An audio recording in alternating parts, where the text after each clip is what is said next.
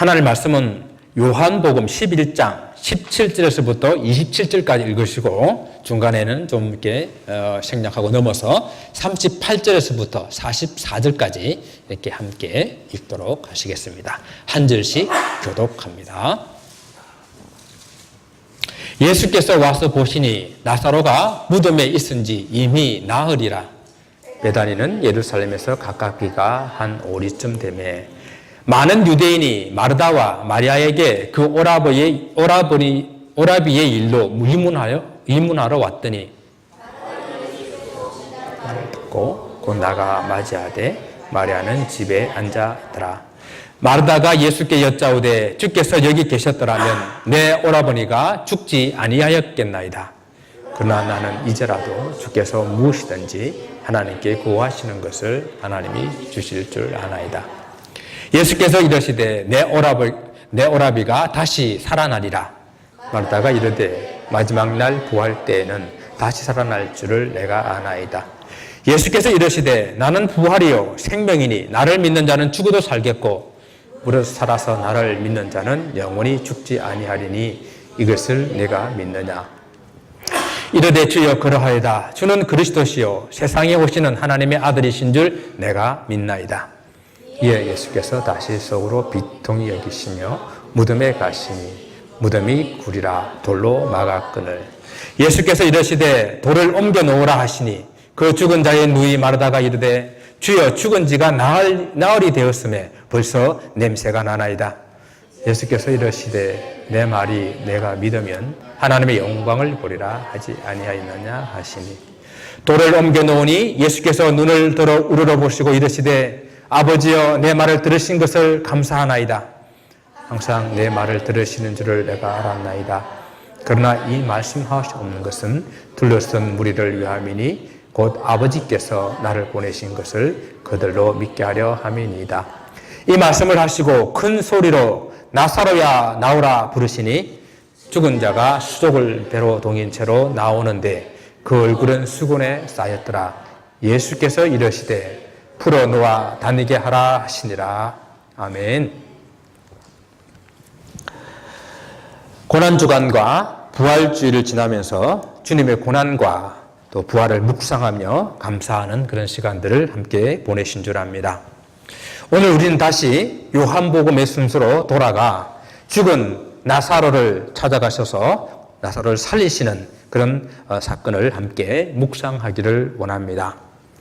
나사로의 이 사건이 유월절 전에 일어난 것은 예수님의 십자가와 그리고 부활을 이해하는 데 아주 중요한 열쇠가 됩니다. 그리고 주님께서 사랑하는 나사로가 병들었다는 그런 전가를 받고 바로 올라가시지 않으시고 그 베다니 지역에서 이틀을 더 머무신 이유가 무엇인지 오늘 본문을 통해서 알 수 있게 될 것입니다. 예수께서 연락을 받고도 이틀을 더 머무르심으로 말미암아 나사로는 확실하게 죽었습니다. 오늘 본문은요, 예수께서 베다니에 도착했을 때에 나사로가 무덤에 있은 지 며칠이 됐다고요? 나흘이 되었다고요.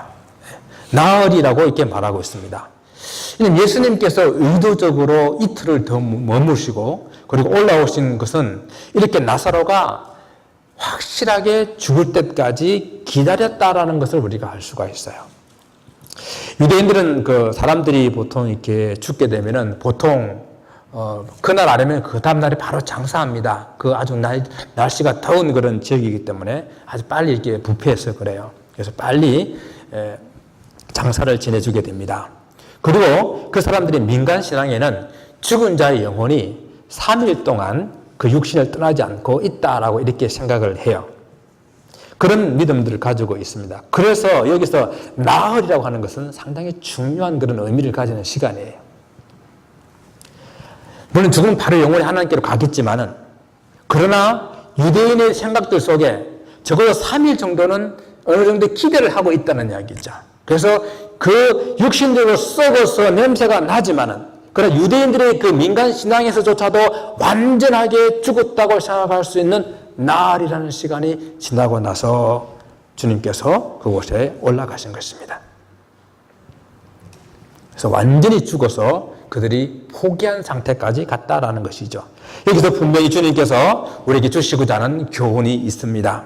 이 나사로의 사건을 통해서 주님께 주시는 메시지를 오늘 함께 듣기를 원합니다. 우리는 지난 시간에 모든 인생에게 보편적으로 찾아오는 그런 생로병사의 문제를 이렇게 생각해 보았습니다. 나사로라는 한 믿음의 사람에게 찾아온 이 죽음의 문제, 이 죽음의 문제는 이 땅에 사는 모든 인생들에게 찾아오는 그런 보편적인 죽음의 문제를 대표하고 있는 것입니다. 우리는 성경에서 나오는 많은 사건들은요, 그곳에 등장하는 사람들이 여러분 대표 선수라는 것 아세요? 그 사건도 어떤 대표적인 성격을 가지고 있어요. 성경 66권에 기록된 이 이야기가 우리의 모든 인생의 모든 이야기들 다 쓸 수는 없기 때문에 거기에 나오는 사건들, 거기에 나오는 그런 기록된 사건뿐만 아니라 사람들은 어느 정도의 상징성을 가지고 대표적인 그런 성격을 가지고 있어요. 더군다나 우리 주님께서는 이 땅에 33년을 사시고 공생의 3년의 생활을 이렇게 활동하셨기 때문에 주님의 사건들은, 주님과 연관된 사건들은 더욱더 대표적인 그런 의미를 가지고 있습니다.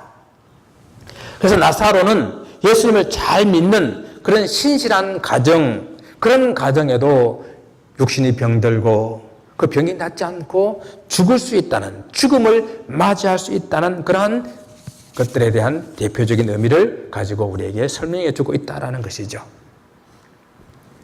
물론 예수께서 모든 사람들을 다 사랑하시지만은 성경에서요, 이렇게 아주 12제자가 아닌 사람들 중에 내가 사랑한다, 예수님께서 사랑하시는 가정이다라고 말하는 사람들은 이 나사로 가정이에요. 그래서 본문 11장 5절에 예수께서 본래 마르다와 그 동생 나사로를 사랑하시더니라고 기록하고 있습니다. 또한 36절에서도 이에 유대인들이 말하되 보라 그를 얼마나 사랑하셨는가. 예수님께서 나사로 가정을 많이 사랑하셨다는 것을 성경이 기록하고 있어요. 오늘 주님께서 나사로를 대표 선수 삼아가지고 그렇게 사랑하는 그런 가정에도 문제가 일어나고 그런 사랑하는 가정에도 죽음의 문제가 찾아온다라는 것을 우리에게 말씀해 주고 있는 것이에요. 그런데 우리 오늘 생각해 봐야 될 것은요, 이렇게 죽음이라는 그 문제가 나사로 가정에 일어나게 됐는데 이 나사로 가정에 이 마르다와 마리아는 그 죽음의 문제를, 찾아온 그 죽음의 문제를 어떻게 생각하고 있느냐 하는 것이에요. 주님을 사랑한 신실한 믿음의 가정, 그 가정에 찾아온 그 죽음의 문제. 그런데 오늘 예수께서 베다니에 오신다는 이야기를 이렇게 마르다가 듣고 달려나갑니다. 예수께서 동네에 아마 들어오시기도 전에 달려나가서 만났던 것 같아요. 그리고 그 마르다가 예수님께 말합니다. 주께서 여기 계셨더라면 내 오라버니가 죽지 아니하였겠나이다 라고 21절에 말씀하고 있어요. 이는 마르다의 생각만은 아닌 것 같아요. 마르다가 마리아에게 사람을 보내어서 주님께서 너를 찾는다라고 말을 하니까 마리아도 달려나왔습니다. 그때 마리아도 주님께 하는 말이 주께서 여기 계셨더라면 내 오라버니가 죽지 아니하였겠나이다 라고 32절에 또 이렇게 이야기하고 있어요. 마리아와 마르다, 그뿐만 아니라 또 다른 유대인들도 또 비슷한 생각을 하는 것 같아요. 그중 어떤 유대인들이 예수께서 오시는 것을 보시고 이렇게 말합니다. 맹인의 눈을 뜨게 한 이 사람이 그 사람을 죽지 않게 할 수는 없었더냐라고 이렇게 37절에 이야기하고 있는 거예요. 그러니까 마르다와 마리아와 이 말을 우리 여러분 어떻게 이해하면 좋겠어요? 주님께서 여기 계시지 않아서 내 오라버니가 죽었습니다. 주님께서 여기 계셨더라면은 내 오라버니가 죽지 않았을 텐데요 라고 하는 이 말을 여러분 어떻게 이해하면 좋을까요? 자기 가정이 어려움을 당할 때에 함께 계시지 않은 그 주님에 대한 불평과 원망으로 이해할 수도 있지 않겠습니까? 여러분, 우리 예수님께서 예루살렘 오시게 되면은 베다니와 예루살렘이 아주 가깝거든요. 오늘 성경에는 오리라 그랬어요. 오리는 약 3km 정도밖에 안 되는 가까운 거리예요. 그런 가까운 거리에 계셨기 때문에 자주 베다니에 있는 이 나사로의 집에 들으시게 되시고 그러면 거기에 사람들이 자연스럽게 찾아와가지고 그곳에서 병을 고치고 또 예수께서 말씀을 가르치시고 또 그렇게 되면 이 마르다와 마리아는 지극정성으로 예수님을 섬겼어요. 음식으로 섬기고 온 제자들도 함께 섬기는 그런 일들을 했었습니다. 그런데 정작 주님께서 사랑하시는 그 가정에 어려운 문제가 생겼고 그것도 예수님이 절대적으로 필요한 그 순간에 그들과 함께 계시지 않은 것에 대한 원망이 있을 수 있지 않겠어요? 사랑하는 나사로가 병들었습니다. 주님 좀 빨리 오셨으면 좋겠습니다라고 연락을 보냈는데도 주님께서 오시지 않음에 대한 그러한 불평이 있을 수 있지 않겠습니까? 또한 다른 한 방면을 생각해 보게 되면은 어쩌면 사랑하는 그런 오라버니를 잃은 그 슬픔이 너무도 커서 나오는 그런 탄식과 같은 그런 소리가 아닐까라고 또 생각해 볼 수가 있습니다. 여러분 세상에 슬프지 않은 그런 죽음이 어디 있겠어요? 정말 우리가 만수를 누리고 그런 죽는 경우에도 육신의 헤어짐은 슬픈 거예요. 그런데 아직 젊은 그런 나이에 이 오라버니를 잃은 이 두 자매의 슬픔이 얼마나 크겠어요? 그래서 예수님께서 함께 계셨더라면 내 오라버니가 죽지 않았을 것이라고 하는 그런 안타까운 탄식을 내뱉고 있는 그런 소리라고 볼 수가 있다는 것이죠.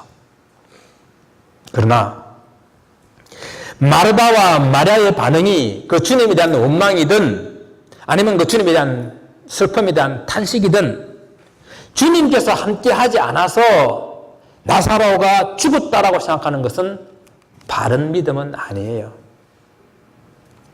그것은 신앙생활을 마치 육신적인 그런 문제 해결과 그런 수단으로 보는 그런 태도입니다. 오라버니 나사로가 죽은 것은 슬픈 일이죠. 그러나 정말 주님을 사랑하고 주님을 믿는다고 한다면 주님 내 가정에 생긴 이 일에 대한 주님의 뜻이 무엇일까? 주님의 뜻이 무엇입니까? 하나님의 뜻이 무엇입니까? 우리는 생각할 수 있어야 하는 것이죠.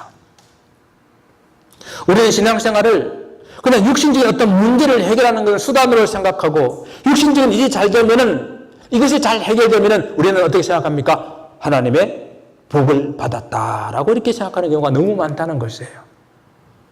어떤 분이 하나님께서 우리 가정을 너무 축복해 주셔서 그래요. 하나님 어떤 축복을 주셨나요? 우리 자녀들이 좋은 대학에 나오고 그리고 좋은 직장에 취직이 되고요. 우리 손자들도 좋은 대학에 나오고 좋은 직장에 취직이 되었습니다. 그러면 그들의 신앙생활은 어떤가요? 아직 그런 잘 교회를 다니지 않아요. 여러분 이것이 하나님 축복입니까? 좋은 대학까지 못해도 좋은 직장 얻지 못했어도요. 신앙생활 잘하는 게 축복 아닌가요? 정말 우리는 이런 문제를 심각하게 생각해 보아야 됩니다. 우리의 신앙이 마르다와 마리아처럼 육신의 문제를 해결하는 것에 멈춰 서 있어서는 안 된다는 이야기예요. 신앙생활이 우리의 믿음이 이 땅에 살아가면서 생기는 그런 육신적인 문제를 해결하는 수단이 되어서는 안 되지 않겠습니까? 여러분 한번 생각해 보세요. 지금 주님께서 나를 이 땅에 보내신 것이 이렇게 내가 먹고 살기 위해서 허덕거리며 정말 이것만을 위해서 나를 보내셨겠는가? 물론 우리가 이 땅에 발을 디디고 살아가는 동안에는 이 육신적인 문제가 중요합니다. 물질이 필요하고 건강이 필요하고 또 자녀들이 잘 돼야 되죠. 그런데 정말 이러한 것들이 우리 인생들의 진정한 목적일까요? 만약에 그렇다고 한다면은 우리나 다른 믿지 않는 사람들이나 뭐가 달라요? 세상에 미신을 믿고 있는 사람들이나 뭐가 다르냐 하는 이야기입니다. 그럼 어떤 분이 당신은 목사니까 세상을 잘 몰라서 그런다라고 말할 수도 있을지 모르겠습니다. 제가 한번 이렇게 기도를 했어요. 하나님 제가 로또 하나 살까요? 로또 사가지고 당첨돼서 저 성도님들이 하고 싶어하는 저 비즈니스를 좀 할 수 있도록 좀 도와주고 싶습니다. 저 성도님들 좀 사업이 좀 잘 되고 지금 하고 싶은 정말 술 안 팔아야 되는 그런 음식점 주 때문에 고민 안 해야 되는 그런 사업 비즈니스를 열 수 있도록 좀 도와주고 싶어요. 하나님 로또 하나 사면 당첨되게 해주시겠습니까? 그렇게 기도한 적도 있어요. 정말. 저도 성도님들 사업이 잘 되기 위해서 새벽마다 또 기도하고요. 건강하기 위해서 기도하고요. 자녀들이 잘 되기 위해서 기도합니다. 그러나 왜 잘 돼야 되고 무엇 때문에 잘 돼야 되는가? 그것도 중요하지 않겠습니까? 우리가 말로는 우리 인생의 목적이 하나님을 영화롭게 하고 그를 영원토록 즐겁게 하는 것입니다 라고 말을 하는데 실제로는 그렇게 살지 못한다는 것이에요. 여러분, 기도하실 때에 목적이 분명해야 됩니다. 왜 하나님께서 우리의 사업을 축복해 주셔야 되는지, 왜 하나님께서 나를 건강하게 해주셔야 되는지, 왜 하나님께서 내 자녀들을 축복해 주셔야 하는지 목적이 분명해야 되는 거예요. 오늘 주님께서는 이 나사로가 죽지 않고 살아있게 하실 수가 있었어요. 그런데 왜 올라가시지 않으시고 이틀 동안 더 그 배단이 요단강 건너에서 머무르시고 그를 죽게 하셨겠습니까? 주님께서는 이 일을 통해서 보여주시고자 하는 분명한 뜻이 있었다는 이야기죠. 나사로가 죽기를 기다려서, 완전히 죽기를 기다려서, 그래서 그를 다시 살리고자 하는 주님의 뜻이 있었다라는 것입니다. 주님의 이런 뜻을 깨닫지 못한 마르다, 그리고 마리아, 엉뚱한 소리만 하고 있습니다. 오라버니의 죽음을 인해서 슬픔에서 헤어나오지 못하고 있는 그런 모습들이요. 물론 나사로가 죽은 것은요, 예수님께도 슬픈 일이에요. 예수님도 나사로의 죽음을 바라보고 안타까워하셨잖아요. 주님께서도 마리아와 유대인이 울고 있는 걸 보시고 그 심령에 비통하게 여기시고 불쌍히 여기셨다라고 말씀하고 있어요. 예수님께도 그 나사로의 무덤 앞에서 우셨어요. 그러나 주님께서 슬퍼하고 가슴 아파하시는 이유는 보다 본질적인 것에 있어요. 이 땅에 죽음이 찾아오고 이 땅에 슬픔과 아픔이 찾아오게 되는 근본적인 원인이 바로 이 죄에 있기 때문에 그 죄를 바라보시며 비통해하시며 분해하시며 안타까워하시는 것입니다. 죄가 찾아와서 사람들을 서로 미워하게 합니다. 죄로 있는 사람들은 서로 불신하게 합니다. 제가 다른 사람한테 그것을 욕심을 내서 빼앗게 만들고 불과 돈 몇 불 때문에 사람을 죽이게 하는 그런 일들을 하게 한다는 것이에요. 여러분, 우리는 이미 인류 역사를 통해서 사람이 얼마나 악한지, 죄로 쌓여있는 인생들이 얼마나 비정하고 포악한지 우리는 보고 있습니다. 여러분, 홀로코스트를 여러분 기억하시잖아요. 홀로코스트의 그 내용들을 기록한 어떠한 책을 보니까 한꺼번에 죽여서는 그 많은 유대인들을 다 죽일 수가 없으니까 고안해낸 것이 가스실이에요. 샤워해준다라고 다 사람들을 불러 모아놓고 샤워장에서 샤워 부스에서 물이 나오는 것이 아니라 거기서 독가스가 나왔어. 사람들이 그 가스가 나오자 창문 틈으로 나가려고 몸부림치다가 죽은 흔적이 그대로 남아있는 거예요. 그 다음은 더 비참합니다. 그 유대인들 중에서 모범수들을 마스크를 쓰고 그 안에 들려보내고 난 다음에 오물과 피를 씻어내고 한 일은 그들 속에 있는 금부치를 찾아내고 그들 속에 있는 이빨을 뽑아내고 그리고 머리털을 다 뽑아내고 난 다음에 그 시선을 소각시켜서 가루로 빻아 강에 뿌리는 일들을 유대인들한테, 자기 동료들한테 시킨다는 거예요. 제가 이스라엘 있을 때에 오신 분들을 데리고 그 홀로코스트 기념관 야드바셈이라고 그러는데 그곳을 방문하게 되면 유대인들은 반드시 군인들은 그곳을 들리게 되어 있습니다. 유대인들이 그곳을 들어갔다 나오면서 바닥에 앉아서 펑펑 웁니다. 펑펑 울어요. 그런 인류의 역사가, 우리들의 비참한 역사가 바로 죄로 인해서 찾아온 우리 역사를 우리는 가지고 있습니다. 바로 지난주도 우리는 부활절 아침에 날아온 그 스리랑카의 비보를 우리는 들어오고 있지 않습니까? 이렇게 우리는 악한 거예요. 이런 죄로 인해서 악한 인생의 모습들을 바라보며 죄로 인해가지고 이렇게 서로 불신하며 살인하며 살아가는 이 모습들을 바라보고 우리 주님께서 비통해하며 분노하시며 울고 계시는 거예요. 사랑하는 나사로의 가정뿐만 아니라 우리 모든 인생에게 해결할 수 없는 그 죽음의 문제를 바라보며 우리 주님은 비통해하십니다. 죽음의 거리자리에 놓여서 어찌할 줄 모르는 그런 인생들을 바라보시며 불쌍히 계시고 눈물을 흘리고 계시는 것입니다. 그래서 주님께서 이 죽은 나사로가 죽을 때까지 기다렸다가 살리시는 이 일은 주님께서 바로 이 인생의 죽음의 문제를 해결하시기 위해서 오셨다는 사실을 우리에게 보여주시기 위해서 이 나사로의 사건을 계획하고 계신 것이에요. 우리는 죽음이라는 인생의 가장 궁극적인 이 문제에 직면하면서 이 모든 일들이 그 내면 속에 찾아오는 죄라는 근본적인 원인에 있다는 이 사실을 인식할 때에만, 깊이 깨달을 때에만 그 주님의 십자가가 얼마나 값진 것이고 귀중한 것이고, 그리고 그 사망 권세를 이기시고 부활하신 그 주님의 부활이 얼마나 영광스러운 것인지 우리는 깨달아 알 수 있다는 것입니다.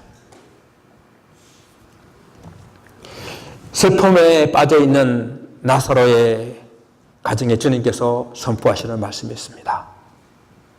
나는 부활이요 생명이니 나를 믿는 자는 죽어도 살겠고 무릇 살아서 나를 믿는 자는 영원히 죽지 아니하리라. 아멘. 이 선포는 나사로 가정을 비롯한 이 땅의 슬픔과 고통에 직면해 있는 모든 인생들에게, 죽음으로 어찌할 수 없는 그런 인생들에게 주시는 그런 소망의 메시지입니다. 태어나면서부터 죽음을 향해 나갈 수밖에 없는 그런 인생들에게 주는 소망의 메시지라는 것입니다. 이 땅에 병들고 늙고 죽는 그 문제를 해결할 수 있는 영원한 생명으로 다시 태어나고, 그리고 영원한 생명으로 살 수 있는 소망의 메시지를 선포하신 것입니다. 그리고 주님께서는 다시 질문하십니다. 주님께서 부활을 선포하신 후에 질문하시는데, 내가 이것을 믿느냐? 여기가 중요한 거예요. 여러분, 이것을 믿습니까? 믿으면 하나님의 영광을 보게 되실 줄을 믿습니다. 주님께서 마르다와 마리아 그리고 나사로의 이 죽음을 조문하는 그 사람들에게 이 부활을 선포하고 난 다음에 그 부활을 증명해 보이시기 위해서 사람들과 함께 나사로의 무덤으로 가시는 거예요.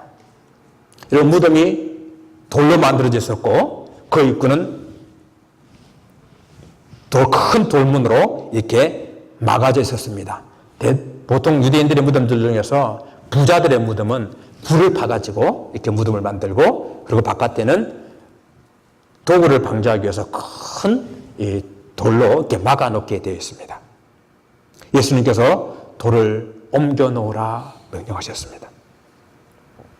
여러분, 이러한 주님의 명령에 오늘 마르다가 어떻게 반응합니까? 주여, 죽은 지 나흘이 되었음에 벌써 냄새가 나나이다. 이 마르다 이야기는 나사로가 정말 죽었다라고 하는 것을 우리에게 반증해 주고 있는 거예요. 죽은 지 나흘이 되어서 육체적으로 완전히 썩었고, 유대인들의 민간 신앙으로 보더라도 더 이상 살아날 소망이 없는 그 나흘이 되었습니다라고 말하고 있는 거예요. 여러분, 나사로가 죽었다는 것은 그 가족들이 너무나 잘 알고 있지 않겠어요? 유대인들은 이 죽고 나면은 그 무덤에다가 이 시신을 올려놔놓고 그 시신이 썩는 냄새 때문에 매일 찾아가가지고 향유를 뿌려요. 마르다와 마리아가 그 무덤에 찾아가서 향유를 뿌릴 때에 3일 동안 확실하게 죽었고 점점 살아나는 것이 아니라 점점 썩어서 냄새 난다는 것을 확인한 그 결과로 지금 이야기를 하고 있는 거예요. 나흘이 되었어요. 냄새가 납니다. 주님께서는 돌을 옮겨놓게 하시고 완전히 죽고 그 육신마저 썩어서 냄새가 나는 나사로를 향하여 명령하십니다. 나사로야, 나오라. 예수께서 죽은 사람을 살리시는 그런 사건이 성경에 몇 가지 기록되어 있는데 그 어떤 기록보다도 가장 드라마틱하고 감동적인 그런 사건이 나사로를 살려내는 사건입니다. 죽어서 썩어 냄새나는 나사로는 오늘 이 땅에 죽어있는 모든 인생들을 대표하는 거예요. 죽음에 얽매여 있는 모든 인생들을 대표하는 것입니다. 죽음의 건살에 놓여서 사망의 종로로 타는 모든 인생을 대표하는 거예요. 로마서 6장에서는 이렇게 말합니다. 너희 자신을 종으로 내어 누구에게 순종하든지 그 순종을 받은 자의 종이 되는 줄을 너희가 알지 못하느냐. 여러분은 누구의 종으로 얽매여 있나요? 사도 바울은 로마서를 통해 다시 한번 모든 인생의 죄를 범하였기 때문에 다 사망에 이를 수밖에 없는 그런 존재임을 5장 12절에서 이렇게 이야기하고 있어요. 주님께서 나사로야 나오라 이 외치는 명령은 우리가 종되어 얽매여 있는 그 모든 것으로부터 나오라는 그런 주님의 명령입니다. 히브리서 기자는 주님께서 이 땅에 오신 목적을 우리에게 분명히 말씀하고 있는데요. 사망의 세력을 잡은 자, 곧 마귀를 없이 하시며 또 죽기를 무서워하며 일생에 매여 종로로 타는 모든 자들을 놓아주게 하려 하십니다라고 히브리서 2장 14절 15절에서 분명히 주님께서 오신 목적을 말씀을 하고 있어요. 인생이 살아가면서 만나는 크고 작은 문제들, 아픔, 상처, 그리고 관계의 깨어짐, 질병, 그리고 사랑하는 이들을 먼저 보내는 아픔, 내 자신의 죽음, 이런 모든 것들을 붙잡고 있는 사망의 세력, 저 마귀의 세력을 깨뜨리기 위해서 우리 주님께서 오셨다라는 것입니다. 일생에 얽매여 종로를 할 수밖에 없는 우리를 그 사망의 권세로서부터 건져내시기 위해서 우리 주님께서 오셨습니다. 할렐루야. 주님의 명령에 나사로가 수족을 배로 동인 채 그리고 그 얼굴을 수건으로 쌓인 채 걸어 나오고 있습니다.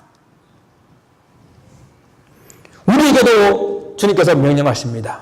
부활이요 생명이신 주님께서 사망 권세를 깨뜨리시며 말씀하시는 이 말씀으로 나사로야 나오라라는 이 말씀을 우리에게 하시게 될 때에 우리 모든 죄의 어둠의 권세를 깨뜨리시고 뚜벅뚜벅 걸어 나오시기를 바랍니다. 우리를 짓누르고 있는 모든 물질의 염려에서 질병의 고난에서 죽음의 권세로부터 일어나 뚜벅뚜벅 주님 앞으로 걸어 나오시기를 주님의 이름으로 축원을 드립니다. 이 나사로의 죽음과 부활은 다시 말씀드리면 철저하게 계획된 사건이에요.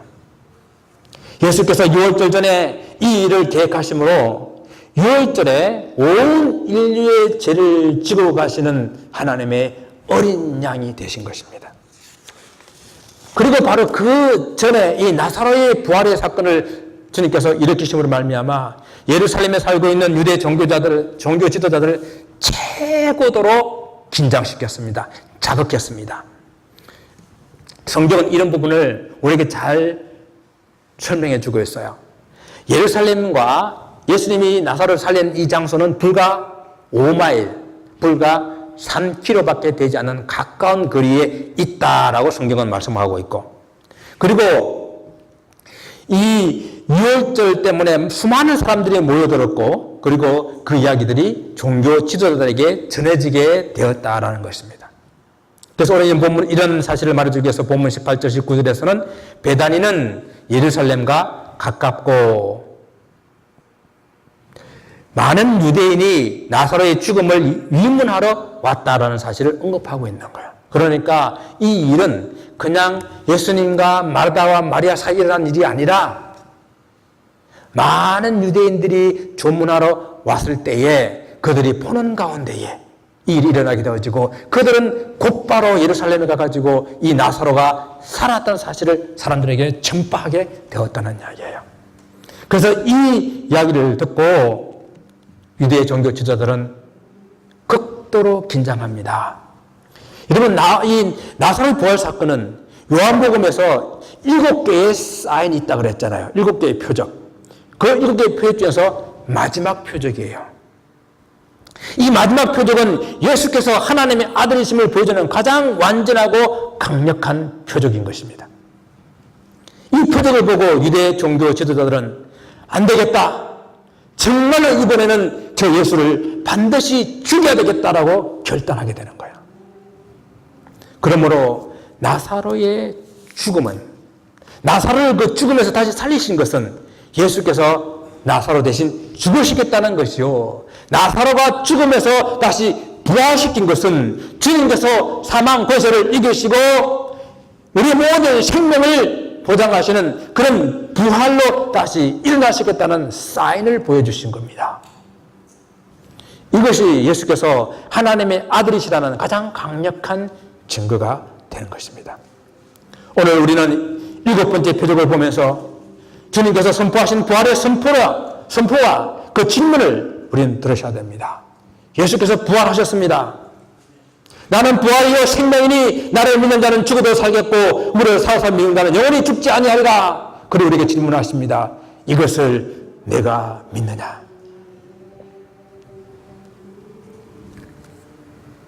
주님의 부활을 믿고 주님을 믿는 여러분도 부활할 것을 믿으십니까? 할렐루야. 믿으시면 하나님의 영광을 보게 될 것입니다. 사도 바울은 고린도 교회를 향하여 부활의 소망을 말하면서 그날에는 나팔 소리가 나매 죽은 자들이 썩지 아니할 것으로 다시 살아나고 우리도 변화하리니 이 썩을 것이 반드시 썩지 아니할 것을 입겠고 이 죽을 것이 죽지 않음을 입으리로다. 그 영광스러운 날을 우리는 맞이할 것입니다. 죽어서 썩어 냄새가 나는 나사로가 무덤에서 살아 걸어 나왔듯이 그날에 우리 몸이 영광스러운 몸으로 변하게 될 것입니다. 그래서 우리도 사도 바울처럼 외쳐야 되는 것이에요. 사망아 너희 승리가 어디 있느냐?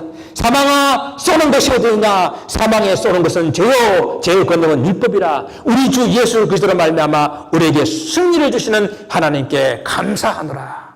이것이 우리가 부활주를 지나고 난 다음에 계속해서 그 부활의 신앙으로 살아가는 삶인 것이에요. 우리가 이 부활주일이 지났지만 오늘 우리는 나사로의 죽음과 부활을 통해서 다시 부활의 신앙을 한번 되새겨 보기를 원합니다. 현대 교회의 신앙생활이 아니라 그냥 종교생활하는 사람들이 너무도 많아가지고 교회에서 십자가와 그리고 부활을 이야기하지 않습니다. 십자가와 부활을 이야기하면 너무 진부하고 무식해 보인다고, 너무 부담된다라고 그냥 그것은 하나의 상징적인 것으로 이야기하려고 합니다. 여러분, 십자가와 부활은 상징이 아니라 실제예요. 십자가 사건이 2000년 전에 빌라도라는 사람이 로마 총독으로 역사적으로 기록된 사람이 살아있을 그때에, 다스릴 그때에 예루살렘 골고다 언덕에서 일어났던 실제 사건이라는 것입니다. 그것처럼 주님께서는 또한 나사로를 실제적으로 살리셨고, 그리고 또한 그 사건을 통해서 주님께서는 부활을 선포하시고 그 부활을 믿는 우리들도 실제로 부활하실 것을 말씀하고 있는 것입니다. 오늘 마지막으로 주님께서 부활을 가르치실 때에 오늘 마르다가 한 이 반응을 살펴보면서 우리 부활의 신앙이 어떠해야 될지를 한번 생각해 보기를 원합니다. 오라버니 나사로가 죽고 난 다음, 다 죽고 난 다음에 오시는 그 주님을 향하여 주께서 여기 계셨더라면 내 오라버니가 죽지 아니하였겠나이다 라고 하는 이 마르다가 주님께서 내 오라버니가 다시 살아나리라 라고 이렇게 말했을 때 뭐라고 대답합니까? 마지막 날 부활 때에는 그가 다시 살아날 줄을 내가 믿나이다 라고 이렇게 말을 하고 있어요. 이 말을 들었게 되면은 이 마르다가 예수님 말씀을 이해한 것 같기도 하고 좀 깨달은 나라 싶다가도 또 그 다음에 예수님께서 무덤에 돌을 옮겨 놓으라 그러니까 주여 죽은 지 나흘이 되면 벌써 냄새가 나나이다 이렇게 말하니까 주님 말을 이해 못한 것 같아요. 예수께서는 나사로가 마지막 날 모든 이생들이 부활하는 그날이 아니라 지금 그가 살아나게 될 것을 말씀하고 있는데 이 마르다가 그것을 깨닫지 못했다라는 것입니다. 믿지 못했다라는 것입니다. 물론 마지막 날 부활하게 될 것을 믿는 것도 대단한 믿음이죠. 오늘날 그것도 믿지 않는 사람들이 너무도 많으니까요. 그런데 먼 날, 마지막 날, 우리가 죽고 난 다음에, 그리고 주님이 이 종말에 주님이 다시 재림하실 그때에 우리가 부활한다는 것을 믿는 이 믿음에는 함정이 있어요.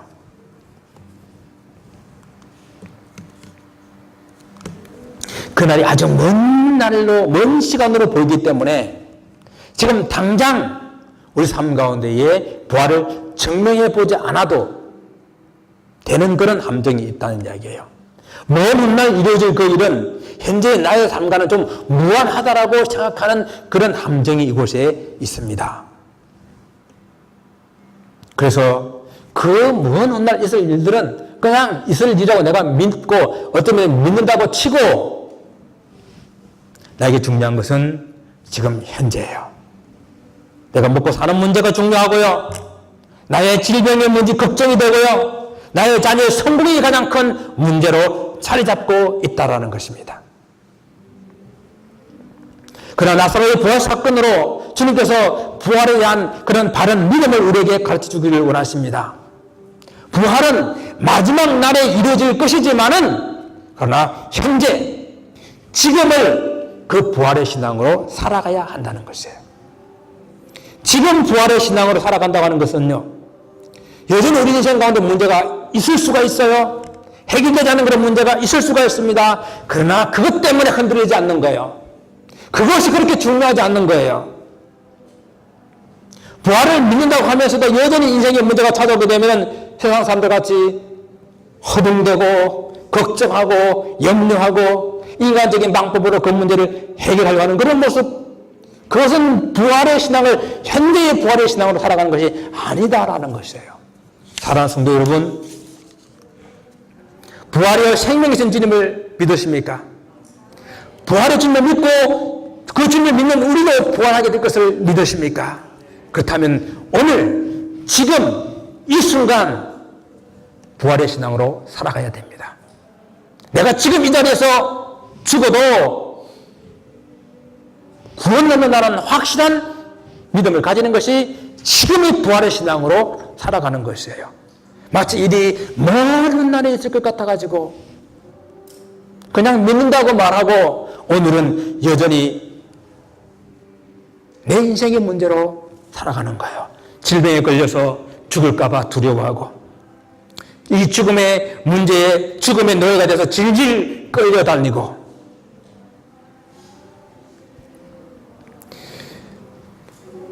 이 세상 가운데 살면서 당한 슬픔으로 계속 상처에 빠져 있고, 이것은 부활의 신앙을, 현재의 신앙으로 살아가고 있는 것이 아니라는 거예요.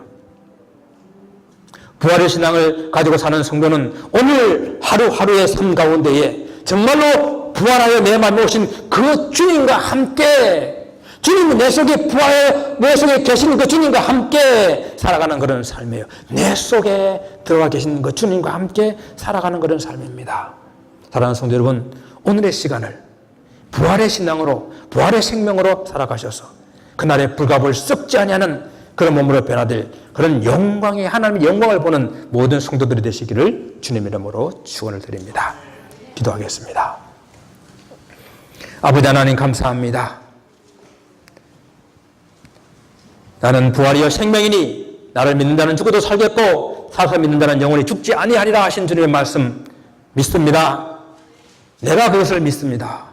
그것을 믿는다고 한다면 오늘이라는 이 시간을 하나님 부활의 신앙으로, 주님 부활하신 주님을 모신 그런 삶으로 살아가는 우리 모든 성도들의 삶이 될 수 있도록 축복하여 주옵소서. 감사하고 예수 그리스도 이름으로 기도드리옵나이다. 아멘.